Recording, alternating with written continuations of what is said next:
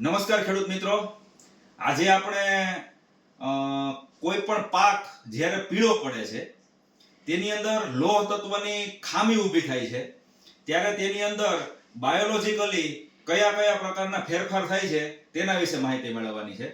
તો આજના આપણા વિડીયોની અંદર 3 કિરદાર છે. પહેલો કિરદાર છે આ મગફળીનું પાન, બીજો કિરદાર છે બેક્ટેરિયા અથવા ફૂગ અને ત્રીજો કિરદાર છે ROS એટલે રિએક્ટિવ ઓક્સિજન સ્પીસીસ. અને આ 3 કિરદારોની આજુબાજુમાં ચોથું કિરદાર છે લોહ તત્વ એટલે કે ફેરસ.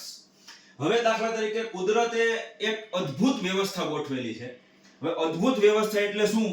તો કે આ મગફળીનું પાન છે અથવા કોઈ પણ વનસ્પતિનું પાન છે, તે પાનની અંદર જ્યારે ફૂગ અથવા બેક્ટેરિયાનો એટેક થવા લાગે છે, અમુક એવા વાતાવરણો હોય, દાખલા તરીકે ભરપૂર વરસાદ આવે, ભરપૂર ભેજ હોય અથવા અન્ય એવા કોઈ પણ બેક્ટેરિયા અને ફૂગને અનુકૂળ વાતાવરણોનો હોય, ત્યારે આ પાનની ઉપર બીજો કિરદાર જે આપણે વાત કરી બેક્ટેરિયા અને ફૂગ, આની ઉપર હુમલો કરે છે. આની ઉપર પોતે હાવી થઈ જવાની કોશિશ કરે છે. પરંતુ કુદરત એમ કાંઈ ગમે એને હાવી થાય એવું કુદરતની વ્યવસ્થામાં નથી હોતું. તો કુદરત પણ જ્યારે બેક્ટેરિયા અને ફૂગ આ પાન ઉપર હાવી થવાની કોશિશ કરે ત્યારે કુદરત પોતાની વ્યવસ્થાના ભાગરૂપે આ પાનની અંદર એવી એક વસ્તુ રિલીઝ કરાવડાવે છે. ઈ વસ્તુને આપણે ROS કહીએ. ROS એટલે રિએક્ટિવ ઓક્સિજન સ્પીસીસ. હવે આની અંદર રિએક્ટિવ ઓક્સિજન સ્પીસીસ જે કુદરતી રીતે ઉત્પન્ન જ્યારે થાય ત્યારે એ બેક્ટેરિયા અને ફૂગ જે હોય છે તેની સેલ મેમ્બ્રેન એટલે એની કોષ દિવાલ હોય તેનું તે વિઘટન છે એ કરી નાખે છે.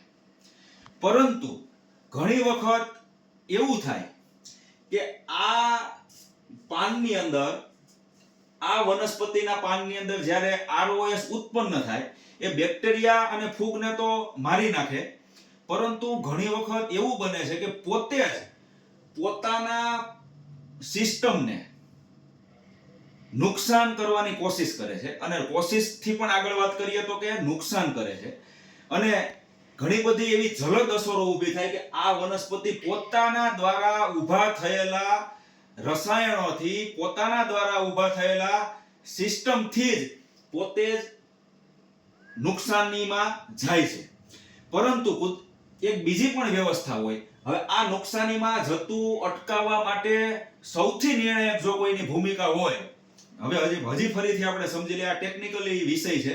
આપણે ઘણી વખત મગફળીના પાકની અંદર પીળાશ આવે તો એને બહુ ગંભીરતાપૂર્વક નથી લેતા, પણ પીળાશથી શું તકલીફ થાય એ આપણે અત્યારે સમજીએ છીએ. દાખલા તરીકે આ વનસ્પતિ ROS ઉત્પન્ન કરે અને એ જ ROS છે આ જ વનસ્પતિને નુકસાન કરે. આ ROS છે બેક્ટેરિયા અને ફૂગને તો નુકસાન કરે, પણ આ જ ROS પોતાના જ પાનને નુકસાન કરતા હોય.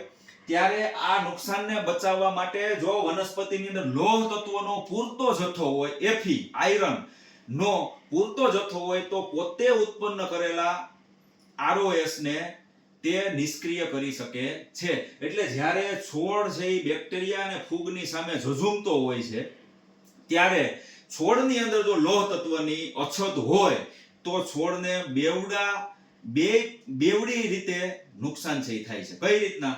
તો કે બેક્ટેરિયા અને ફૂગનો ચેપ પણ હાવી થઈ જાય અને છોડને પોતાની જે જરૂરિયાત હોય લોહ તત્વની, ઈ જરૂરિયાત પણ છોડ છે એ ન આપી શકે, એટલે પાક ઉત્પાદન પણ છે એ ઓછું થાય. એટલે આજે આપણે સમજવાનું છે કે છોડની અંદર કુદરતે જે વ્યવસ્થા ઊભી કરી છે ROS ઉત્પન્ન કરવાની, બેક્ટેરિયા અને ફૂગના ચેપની સામે છોડને ઝઝૂમતો મજબૂતાઈથી ઊભો રાખવાનો, ઈ પ્રક્રિયા દરમિયાન છોડની અંદર લોહ તત્વની સૌથી વધારે જરૂરિયાત હોય છે અને છોડની અંદર લોહ તત્વ હોવું જરૂરી છે.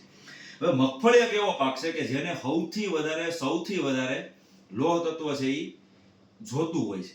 એટલે આપણે ઘણા બધા ખેડૂતોના અનુભવ અને વિજ્ઞાનના આંકડાઓની આપણે વાત કરીએ કે જો કોઈ પણ મગફળીના પાકની અંદર 10 થી 12 દિવસ એના પાનની અંદર પીળાશ છે એ એક લિમિટથી વધારે હોય તો પાક ઉત્પાદન છે એ 100%, 70 થી 80% સુધી નીચું જવાની સંભાવનાને પણ આપણે નકારી શકાય નહીં. અને રોગ જીવાતનું એટેક પણ એક લિમિટથી વધારે આવી જાય.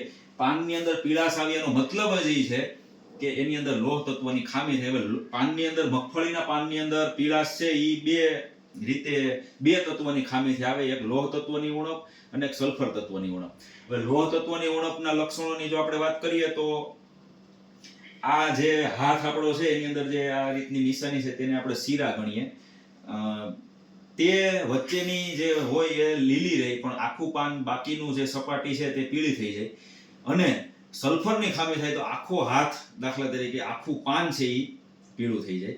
એટલે લોહ તત્વ, આજે આપણે સલ્ફરની વાતને તો આપણે બાજુમાં રાખીએ, પરંતુ જો મગફળીના પાકની અંદર લોહ તત્વની અથવા અન્ય કોઈ પણ પાકની અંદર લોહ તત્વની જો ઉણપ હોય તો છોડ જ્યારે રોગ અને જીવાતની સામે, જીવાત તો નહીં પણ ફૂગ અને બેક્ટેરિયાની સામે જ્યારે ઝઝૂમતો હોય ત્યારે તેને આવી રીતના લોહ તત્વની ઉણપ છે કોઈ પણ સંજોગોમાં પાલવી શકતી નથી. માટે લોહ તત્વની ખામી પાકની અંદર ન રહે તેના માટે જરૂરી ભલામણો અને જરૂરી તકેદારીઓ રાખી અને આપણે આગળ વધવું જોઈએ.